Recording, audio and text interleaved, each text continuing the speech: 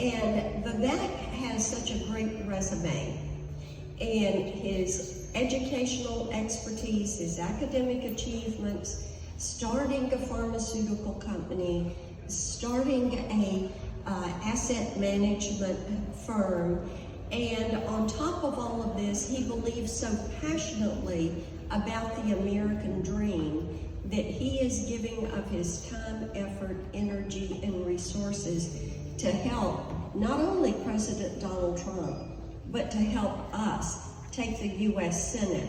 And after J.D. Vance is going to be VP, and then the governor of Ohio will need to name Vance's replacement in the U.S. Senate, I think that a fabulous U.S. Senator would be Vivek Ramaswamy.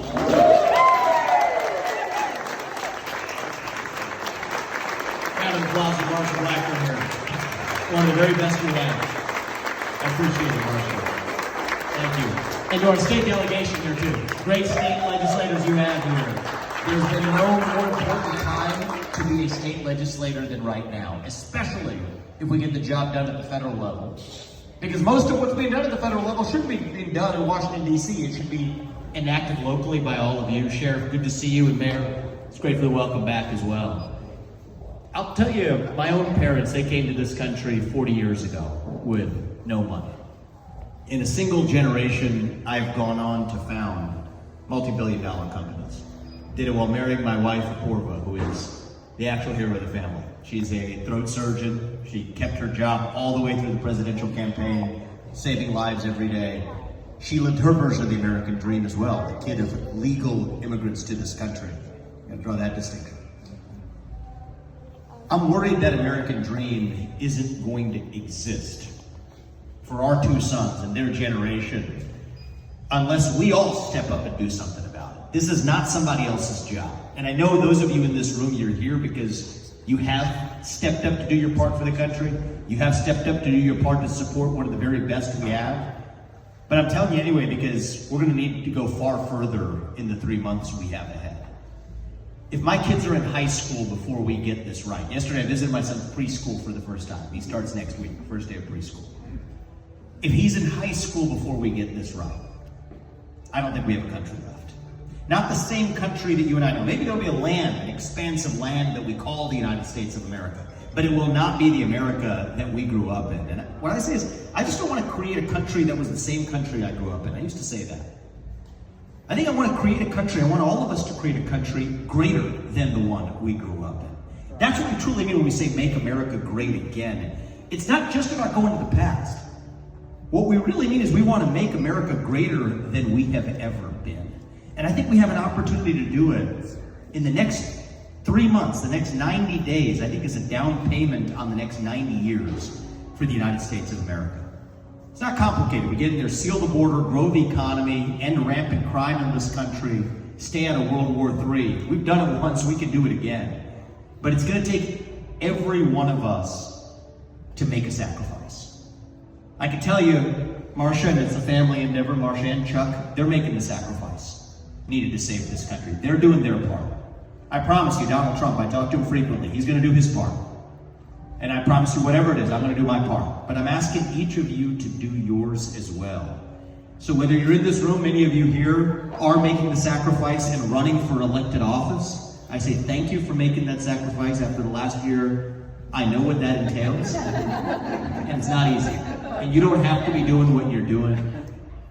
To those of you who are here more broadly, you've got business leaders in this room, you have community leaders, people who have built enterprises, people who have lived the American dream just like me. My first ask of all of you would be to actually consider making the sacrifice that Marsha and the other people up here have made. Step aside for a portion of your life and actually serve this country. Put your skills to use. We need more outsiders in American politics too. But if you're not able to do that, I understand that. But your other option then is to support the people who do. And high on that list for me is the person standing right next to me. She's going to win this election. She's going to win it because you're supporting her. But it's not just about winning this election. We need people in the Senate, we need people at every level who are going to speak the truth, not just when it's easy, but when it is hard. When it actually has real consequences. You know what, we wouldn't have seen what we know about Ketanji Brown Jackson and her jurisprudence on the Supreme Court if it had not been for Marsha questioning her, finding out we can't even get the right to define what a woman actually is. But she did it back when that was not a cool thing to do, right? After you did that, I see a lot of other people trying to pull that same move. They didn't do it quite as well as you pulled that off. But that's what we need more of. We've got this culture of fear in our country. Fear of losing your jobs. Fear of your kids getting a bad grade in school. Fear of becoming an outcast in your own community. And that culture of fear has replaced our culture of free speech in America. And you know how we're going to fix it? We're going to fix it by every one of us, not just Marsha Blackburn, not just Donald Trump, but every one of us starting to speak the truth in the open again. Say in public what you will say in private at the dinner table. Say it with a spine, say it with conviction, say it with respect. And you know what? Fear has been infectious in this country, but courage can be contagious too. It just requires more of us willing to actually step up and show it. So that's what I'm asking for you. Make a sacrifice for your country. It's not just a bunch of green pieces of paper we want to give our kids. It is a country greater than the one we grew up in. And if you all do your part over the next 3 months, I'm confident that our best days, not in some fake way, but in a real way, that our best days are actually still going to be ahead of us. So thank you all for coming out to support.